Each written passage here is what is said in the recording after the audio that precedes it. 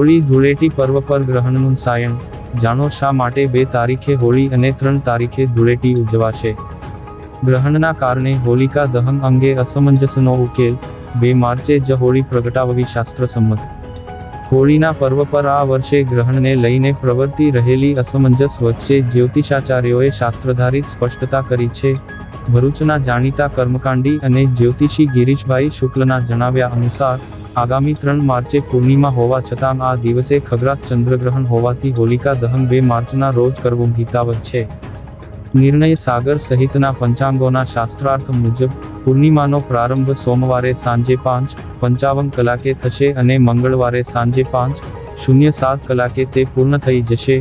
મંગળવારે સૂર્યાસ્ત પહેલા જ પૂર્ણિમા સમાપ્ત થતી હોવાથી અને સાથે જ ચંદ્રગ્રહણનો યોગ હોવાથી, શાસ્ત્રોક્ત વિધિ મુજબ 2 માર્ચ, સોમવારે રાત્રે 6:53 કલાક પછી જ હોળી પ્રગટાવવી યોગ્ય રહેશે, જ્યારે ધૂળેટીના પર્વની ઉજવણી 3 માર્ચ, મંગળવારના રોજ કરી શકાશે.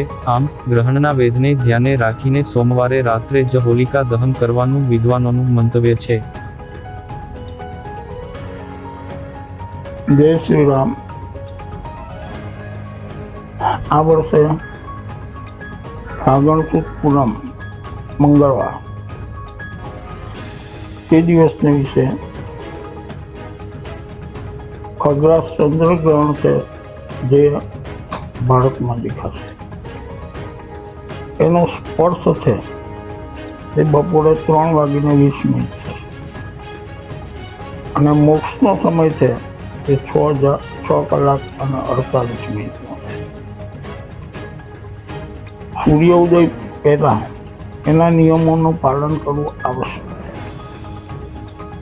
પ્રથમ સૂર્યોદય પહેલાની જે કંઈ આરતી પૂજા હોય તે કરીને મંદિરો બંધ રાખવા જોઈએ, એવો મારો મત છે. બાળકો છે અને વૃદ્ધો છે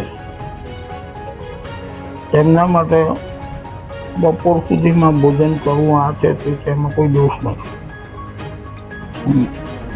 પણ જે સ્વસ્થ છે તેમણે તો એના નિયમોનું પાલન કરવું જોઈએ. તો એનું પાલન સૂર્ય ઉદય થાય ત્યાંથી કરવું શરૂઆત. બીજા નંબરમાં કે મોક્ષ સમય પૂર્ણ થયા પછી સ્નાન વિધિ કરીને બાકીના જે કંઈ કાર્ય હોય એ કરી શકાય છે. આ ગ્રહણ ખાસ કરીને સિંહ રાશિમાં થતું હોવાથી મિથુન, તુલા, વૃશ્ચિક અને મીન આના માટે શુભ રહેશે. મેષ, કર્ક, ધન અને કુંભ માટે મિશ્ર રહેશે અને વૃષભ, સિંહ, કન્યા અને મકર રાશિ માટે થોડું અનિષ્ટ રહેશે. આ પ્રમાણે રાશિ પ્રમાણેનું ફળ મળશે. બીજા નંબરમાં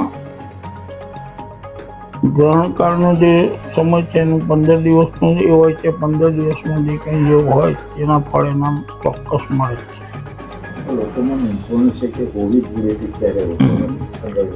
બરાબર, તો એ તમારો પ્રશ્ન ઉત્તમ છે. આમ નિયમ એવું કહે છે કે ફાગણ સુદ 14 સોમવાર 5:55 પછી પૂનમનો પ્રારંભ થાય છે અને બીજે દિવસે એટલે કે મંગળવારે 5:07 પૂનમ સમાપ્ત થાય છે. તેથી પંચાંગ નિર્ણય સાગરના મત અનુસાર હોળી કુતા શનિનો તહેવાર જે છે એ 2 તારીખે ઉજવવો જોઈએ અને એનું પ્રાગટ્ય છે એ સાયંકાળ. વર્ષોથી એનું સાયંકાળનું મહત્વ છે. એ સાયંકાળનો સમય એટલે લગભગ 6:30 થી 8 વાગ્યા સુધીમાં હોળીનું પ્રાગટ્ય કરવું જોઈએ અને એ શુભ રહેશે. બીજા નંબરમાં આમ તો બીજા જ દિવસે એટલે 3 તારીખે ધૂળીવંદનનો કાર્યક્રમ થઈ શકે એટલે આપણે જેને આપણે ધૂળેટી કહીએ છીએ એ પણ ઉત્તમ છે. અને કદાચ સંજોગ ના હોય તો 4મી તારીખે પણ વાસી ધૂળેટી ઉજવી શકાય છે. આ બંને દિવસ ધૂળેટીનો ઉત્સવ આપણે ઉજવી શકીએ છીએ.